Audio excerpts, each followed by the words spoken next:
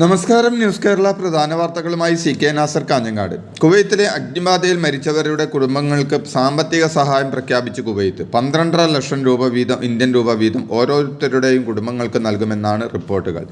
കുവൈത്തിലെ Indian embassy വഴിയായിരിക്കും ധനസഹായം കൈമാറുക. NBTC കമ്പനിയിലെ ജീവനക്കാരുടെ താമസ കെട്ടിടത്തിലുണ്ടായ അഗ്നിബാധയിൽ 25 മലയാളികൾ ഉൾപ്പെടെ 50 പേരായിരുന്നു മരണപ്പെട്ടത്.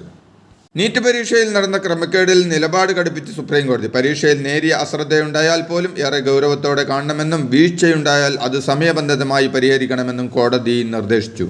വിശദീകരണത്തിനായി നാഷണൽ ടെസ്റ്റിംഗ് ഏജൻസിക്ക് കോടതി നോട്ടീസ് അയച്ചു. ബീഹാറിൽ അറസ്റ്റിലായ വിദ്യാർത്ഥികൾ പരീക്ഷാ തലേന്ന് നീറ്റ് പരീക്ഷയുടെ ചോദ്യപേപ്പർ കിട്ടിയതായി സമ്മതിച്ചെന്ന് അന്വേഷണ സംഘം വ്യക്തമാക്കി.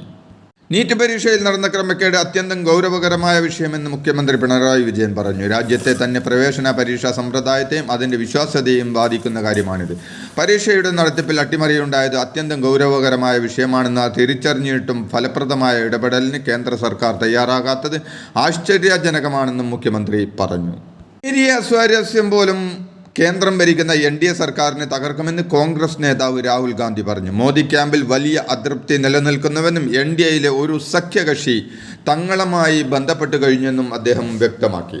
ഇന്ത്യൻ രാഷ്ട്രീയത്തിൽ സുപ്രധാനമായ മാറ്റമാണ് ഉണ്ടായിരിക്കുന്നതെന്നും മോദി എന്ന ആശയവും മോദിയുടെ പ്രതിച്ഛായയും നശിച്ചു കഴിഞ്ഞുവെന്നും രാഹുൽ പറഞ്ഞു. കഴിഞ്ഞ 10 വർഷം അയോധ്യയെക്കുറിച്ച് മാത്രം പറഞ്ഞുകൊണ്ടിരുന്ന പാർട്ടി അയോധ്യയിൽ നിന്ന് തൂത്തെറിയപ്പെട്ടുവെന്നും കൈകൾ പിന്നിൽ കെട്ടിയിട്ട അവസ്ഥയിലാണ് തങ്ങൾ തെരഞ്ഞെടുപ്പിനെ നേരിട്ടതെന്നും എന്നാൽ എന്താണ് ചെയ്യേണ്ടതെന്ന് ഇന്ത്യയിലെ പാവപ്പെട്ട ജനങ്ങൾക്ക് അറിയാമായിരുന്നുവെന്നും രാഹുൽ കൂട്ടിച്ചേർത്തു.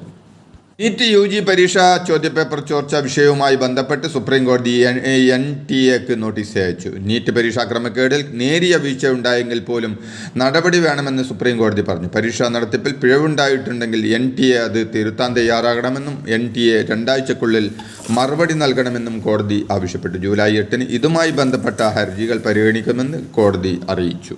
ഡാർജിലിംഗ് ട്രെയിൻ അപകടത്തിൽ യഥാർത്ഥ അപകട കാരണം കണ്ടെത്താൻ പ്രയാസകരമാണെന്ന് പ്രാഥമിക അന്വേഷണ റിപ്പോർട്ട്. അതേസമയം അന്വേഷണം പൂർത്തിയാക്കാതെ ലോക്കോ പൈലറ്റിനെ കുറ്റക്കാരനാക്കാൻ അനുവദിക്കില്ലെന്ന് ലോക്കോ പൈലറ്റുമാരുടെ സംഘടന വ്യക്തമാക്കി. റെഡ് സിഗ്നലുകൾ മറികടന്ന് പോകാൻ ഗുഡ്സ് ട്രെയിന് അനുമതി നൽകിയിരുന്നു എന്നതായിരുന്നു റിപ്പോർട്ട്. എന്നാൽ 10 കിലോമീറ്റർ വേഗത്തിൽ റെഡ് സിഗ്നലിന് മുമ്പ് 1 മിനിറ്റ് നിർത്തി മെല്ലെ മുന്നോട്ട് പോകാൻ മാത്രമാണ് അനുമതി നൽകിയിരുന്നതെന്നാണ് റെയിൽവേയുടെ വിശദീകരണം. സീറോ മലബാർ സഭയിലെ ഒരംഗം കേന്ദ്ര മന്ത്രിസഭയിലുള്ളത് BJP കേരളത്തിലെ സ്വാധീനം വർദ്ധിപ്പിക്കുമെന്നും ഉപതെരഞ്ഞെടുപ്പുകളിൽ BJPയുടെ വിജയം പ്രതിഫലിക്കുമെന്നും ഫരീദാബാദ് ആർച്ച് ബിഷപ്പ് കുര്യാക്കോസ് ഭരണിക്കുളങ്ങര. തൃശൂരിൽ സുരേഷ് ഗോപിയുടെ വിജയത്തിൽ ക്രൈസ്തവ വോട്ടുകളും കാരണമായെന്നും അദ്ദേഹം വ്യക്തമാക്കി. ജൂലൈ 2 വാരം രാഹുൽ ഗാന്ധിയും പ്രിയങ്ക ഗാന്ധിയും ഒന്നിച്ചു വയനാട് സന്ദർശിച്ചേക്കുമെന്ന് റിപ്പോർട്ടുകൾ. രാഹുൽ ഗാന്ധി ഒഴിഞ്ഞ വയനാട് ലോക്സഭാ മണ്ഡലത്തിൽ പ്രിയങ്ക ഗാന്ധി മത്സരിക്കുമെന്ന് പ്രഖ്യാപിച്ച ശേഷമുള്ള ഇരുവരുടെയും ആദ്യ സന്ദർശനമായിരിക്കും ഇത്. പ്രചരണത്തിന് മുമ്പുള്ള സൗഹൃദ സന്ദർശനമായാണ് വയനാട്ടിലെത്തുക. അതേസമയം വയനാട് മണ്ഡലം ഒഴിവാക്കി റായ്ബറേലി മണ്ഡലം നിലനിർത്തുന്നതായി അറിയിച്ചുകൊണ്ട് രാഹുൽ ഗാന്ധി ലോക്സഭാ സ്പീക്കറുടെ ഓഫീസിന് കത്ത് നൽകി. ഇന്ത്യ മുന്നണിയുടെ ഭാഗമായ CPI ഉപതെരഞ്ഞെടുപ്പിൽ പ്രിയങ്ക ഗാന്ധിയെ പിന്തുണയ്ക്കേണ്ടതുണ്ടെന്ന് കോൺഗ്രസ് നേതാവ് രമേശ് ചെന്നിത്തല പറഞ്ഞു. വയനാട്ടിലെ ജനങ്ങളുടെയും UDF പ്രവർത്തകരുടെയും വികാരം പൂർണ്ണമായി ഉൾക്കൊണ്ടാണ് പ്രിയങ്ക ഗാന്ധിയെ സ്ഥാനാർത്ഥിയാക്കാനുള്ള തീരുമാനം കോൺഗ്രസ് ഹൈക്കമാൻഡ് എടുത്തതെന്നും ചെന്നിത്തല പറഞ്ഞു. JDS എന്ന പേര് ഉപേക്ഷിച്ച് പുതിയ പാർട്ടി ഉണ്ടാക്കാൻ കേരള ഘടകം JDS നേതാവ് കുമാരസ്വാമി കേന്ദ്രത്തിലെ NDA സർക്കാരിൽ മന്ത്രിയായതോടെയാണ് പുതിയ തീരുമാനം. തിരുവനന്തപുരത്ത് ചേർന്ന നേതൃത്വ യോഗമാണ് പുതിയ പാർട്ടിക്കും കൊടിക്കും ചിഹ്നത്തിനും രൂപം നൽകാൻ ധാരണയായത്. നിലപാടെടുക്കാൻ CPM അന്ത്യശാസനം നൽകിയതിനിടെയാണ് പാർട്ടി ഉണ്ടാക്കാനുള്ള തീരുമാനം. സുധാകരനെതിരെ CPM നേതാവും അമ്പലപ്പുഴ MLAയുമായ സലാം. ഗൗരിയമ്മ പാർട്ടി വിട്ടുപോകാനുള്ള മൂലകാരണം ആരാണെന്ന് എല്ലാവർക്കും അറിയാമെന്നും ആ കാരണത്തിൻ്റെ അടിസ്ഥാനം തേടിപ്പോയാൽ പലതും പറയേണ്ടി വരുമെന്നും സുധാകരനെ പരോക്ഷമായി ഉന്നം വെച്ച് സലാം പറഞ്ഞു. ലോക്സഭാ തെരഞ്ഞെടുപ്പിലെ തോൽവിക്ക് പിന്നാലെ പാർട്ടിയെ രൂക്ഷമായി വിമർശിച്ച് സുധാകരൻ രംഗത്തെത്തിയിരുന്നു. മൂന്നാറിലെ വ്യാജ പട്ടയ കേസിൽ കടുത്ത നിലപാടെടുത്ത് ഹൈക്കോടതി. 19 റവന്യൂ ഉദ്യോഗസ്ഥർക്കെതിരെ CBI അന്വേഷണത്തിൽ ഉത്തരവിടേണ്ടി വരുമെന്ന് ഹൈക്കോടതി വ്യക്തമാക്കി. വ്യാജ പട്ടയം നൽകിയതിൽ സർക്കാർ ഉദ്യോഗസ്ഥരുടെ പങ്കാളിത്തം വ്യക്തമാക്കുന്ന രാജൻ മടേക്കർ റിപ്പോർട്ട് കോടതിക്ക് കൈമാറി. രവീന്ദ്രൻ പട്ടയങ്ങളിൽ കൃത്യമായ അന്വേഷണം നടന്നില്ലെന്ന് ഹൈക്കോടതി കഴിഞ്ഞയാഴ്ച നിരീക്ഷിച്ചിരുന്നു. തിരുവനന്തപുരത്തെ ഇൻസ്റ്റാഗ്രാം ഇൻഫ്ലുവൻസറായ പെൺകുട്ടി ആത്മഹത്യ ചെയ്ത സംഭവത്തിൽ ആൺ സുഹൃത്തിനെതിരെ പോക്സോ കേസെടുത്തു. നെടുമങ്ങാട് സ്വദേശി ബിനോയ് 21 പൂജപ്പുര പോലീസ് അറസ്റ്റ് ചെയ്തു. പെൺകുട്ടിയുടെ അമ്മ നൽകിയ മൊഴിയുടെ അടിസ്ഥാനത്തിലാണ് യുവാവിനെതിരെ കേസെടുത്തത്.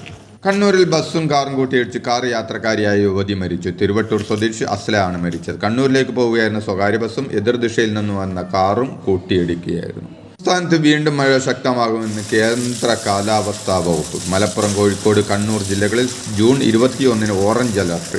ഒറ്റപ്പെട്ട ഇടങ്ങളിൽ അതിശക്തമായ മഴയെന്ന മുന്നറിയിപ്പാണ് കേന്ദ്ര കാലാവസ്ഥാ വകുപ്പ് ഈ ജില്ലകളിൽ നൽകിയത്. വിവിധ തീരങ്ങളിൽ കടലാക്രമണം ശക്തമാകാൻ സാധ്യതയുള്ളതിനാൽ അപകട മേഖലകളിൽ താമസിക്കുന്നവർ ജാഗ്രത പാലിക്കണം.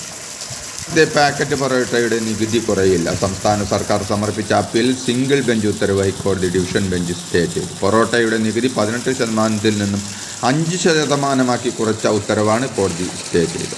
കോഴിക്കോട് താമരശ്ശേരി ചുങ്കത്തെ ബാറിലെ ജീവനക്കാരനായ ബിജുവിന് കുത്തേറ്റു. കഴുത്തിന് കുത്തേറ്റ ബിജുവിനെ കോഴിക്കോട് മെഡിക്കൽ കോളേജ് ആശുപത്രിയിൽ പ്രവേശിപ്പിച്ചു. ബാറിൽ വെച്ചുണ്ടായ തർക്കത്തിനിടെയാണ് അക്രമി ബാഗിൽ നിന്നും കത്തിയെടുത്ത് കുത്തിയത്. ഇയാൾ പിന്നീട് ബൈക്കിൽ കയറി രക്ഷപ്പെട്ടു.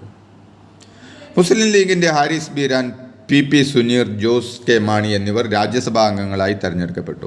കൂടുതൽ പേർ പത്രിക നൽകാത്തതിനാൽ വോട്ടെടുപ്പില്ലാതെയാണ് ഇവർ തെരഞ്ഞെടുക്കപ്പെട്ടത്. പത്രിക പിൻവലിക്കുന്നതിനുള്ള സമയം കഴിഞ്ഞതോടെ 3 സീറ്റുകളിലും മറ്റ് സ്ഥാനാർത്ഥികൾ ഇല്ലാതിരുന്നതിനാൽ മൂവരെയും വിജയികളായി പ്രഖ്യാപിക്കുകയായിരുന്നു. KSRTC ബസ് ഇടിച്ചു കയറി തകർന്ന തൃശൂരിലെ ശക്തൻ തമ്പുരാന്റെ പ്രതിമ 2 മാസത്തിനകം പുനഃസ്ഥാപിക്കുമെന്ന് മന്ത്രി കെ രാജൻ പറഞ്ഞു. പുനർനിർമ്മാണത്തിന്റെ പകുതി ചെലവ് KSRTCയും പകുതി ചെലവ് B ബാലചന്ദ്രൻ MLAയുടെ ആസ്തി വികസന ഫണ്ടിൽ നിന്നും വഹിക്കും. 12 കോടി രൂപ മുടക്കി ബീഹാറിലെ ആരായിൽ ബക്ര നദിക്ക് കുറുകെ നിർമ്മിച്ച കോൺക്രീറ്റ് പാലം ഉദ്ഘാടനത്തിന് മുന്നേ തകർന്നു. നിർമ്മാണ കമ്പനിയുടെ അനാസ്ഥ മൂലമാണ് പാലം തകർന്നതെന്ന് വിഷയത്തിൽ അന്വേഷണം നടത്തണമെന്നും സിറ്റി MLA വിജയ്കുമാർ ആവശ്യപ്പെട്ടു. ശരി, എരഞ്ഞോളി സ്വദേശി വേലായുധൻ 86 ബോംബ് പൊട്ടിത്തെറിച്ച് മരിച്ചു. വീടിനോട് ചേർന്ന് ആൾ താമസമില്ലാത്ത സ്ഥലത്ത് തേങ്ങ പറക്കുന്നതിനിടെയാണ് സംഭവം. ഇതോടെ ഇന്നത്തെ പ്രധാന വാർത്തകൾ കഴിഞ്ഞു. നന്ദി, നമസ്കാരം.